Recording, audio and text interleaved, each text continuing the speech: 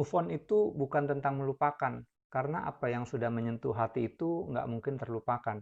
Jadi semakin kamu berusaha melupakan, justru semakin sulit langkah kamu buat fokus, karena fokus kamu itu masih tentang dia, tentang kekasih kamu yang lama. Nah, kadang banyak orang yang mencari penggantinya agar dia bisa cepat move on. Tapi kadang kok nggak berhasil ya? Kenapa?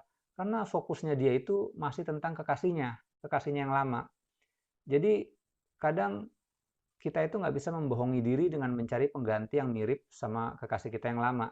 Karena di satu sisi, em, kamu juga tahu bahwa itu bukan bukan dia gitu, bukan orang yang pernah kamu sayangi gitu. Jadi nggak peduli seberapa mirip, itu tetap bukan dia, bukan kekasih kamu yang lama. Move on memang bukan tentang melupakan atau cari pelarian, tapi tentang menerima kenyataan.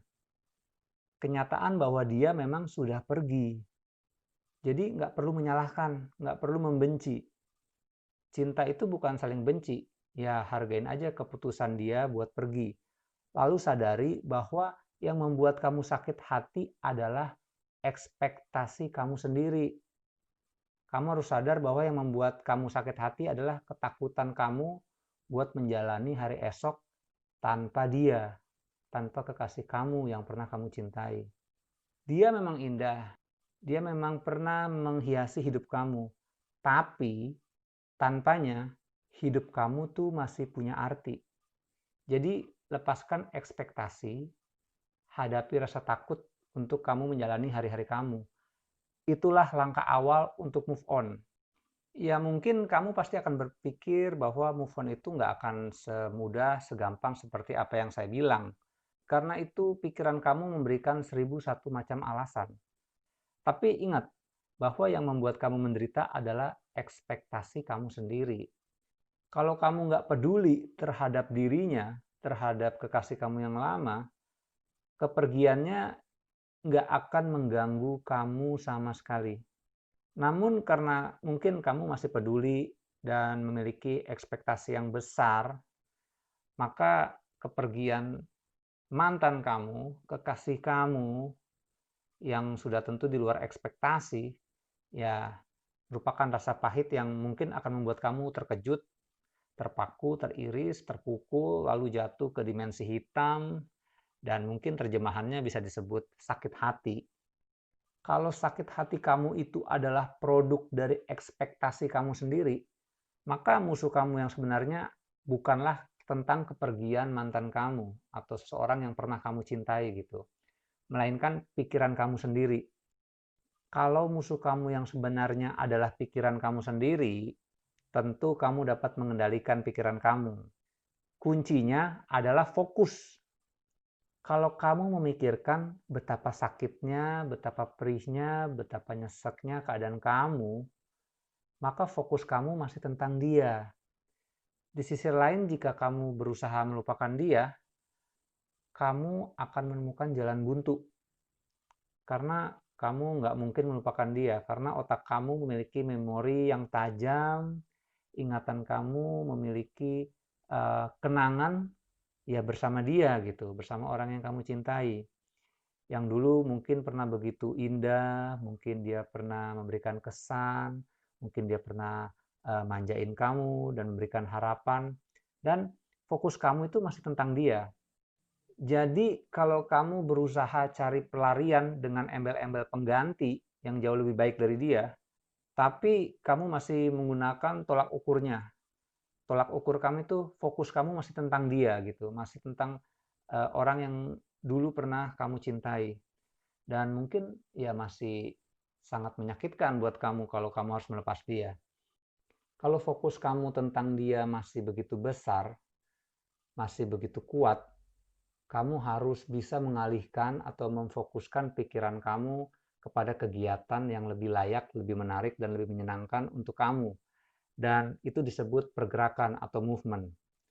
Jadi kamu harus cari kegiatan yang mungkin pergerakannya seperti hangout bersama teman-teman kamu, jalan-jalan, mungkin olahraga, shopping, dugem, nonton konser musik, ya liburan sama teman-teman kamu atau keluarga kamu. Dan itu semua sangat membantu agar kamu lebih mencari fokus kepada diri kamu sendiri.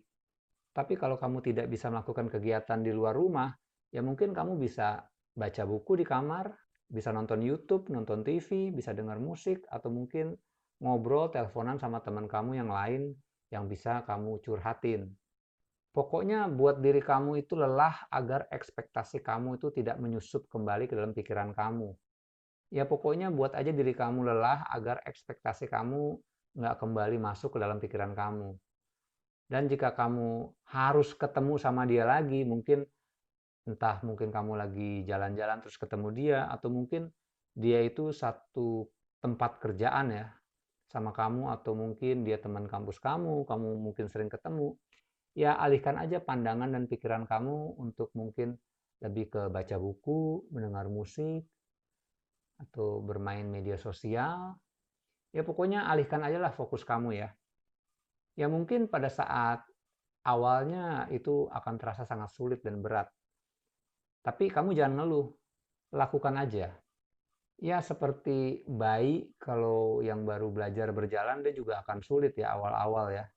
Tapi bayi nggak akan pernah mengeluh untuk mungkin dia merangkak lalu belajar jalan. Ya dia terus lakukan aja sehingga dia bisa berjalan dengan sempurna. Jadi saat dia jatuh pasti dia bangun. Nah seperti juga kamu harus melakukan itu. Kamu harus terus bergerak sampai kamu bisa melupakan semuanya. Itulah arti kata move on, yaitu mulai bergerak dan terus bergerak sampai kamu berhasil. Walau mungkin awalnya ya terasa berat ya, terasa sulit, itu udah pasti.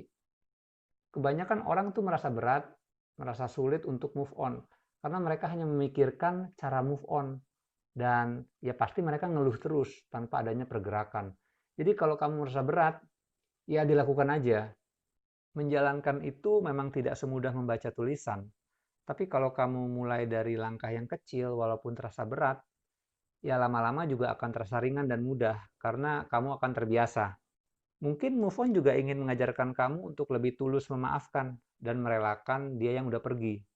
Atau mungkin move on juga ingin menyadarkan bahwa cinta yang sesungguhnya bukanlah cinta yang penuh ekspektasi, melainkan cinta tanpa ekspektasi.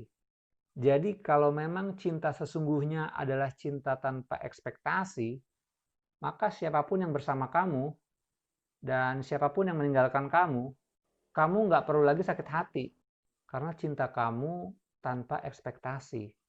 Tapi bukan berarti kamu harus cukup bodoh ya untuk dipermainkan sama mereka yang punya niat mempermainkan kamu.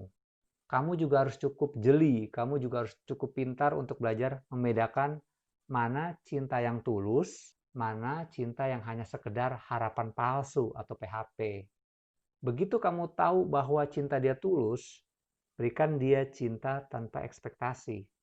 Dan hal yang paling mengejutkan saat kamu cukup dalam merenungkan hal ini adalah kamu akan tersadar bahwa cinta tanpa ekspektasi sebenarnya adalah bentuk cinta dengan tingkatan paling tinggi.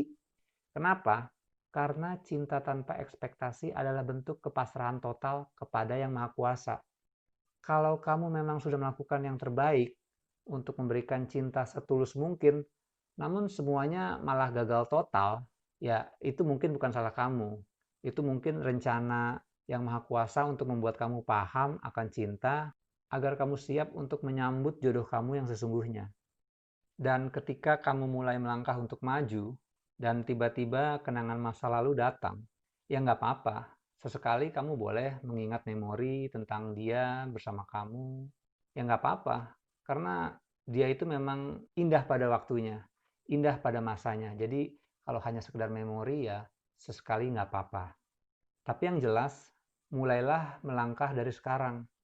Kamu harus berani move on. Mulai aja dari langkah yang kecil, walaupun itu terasa berat.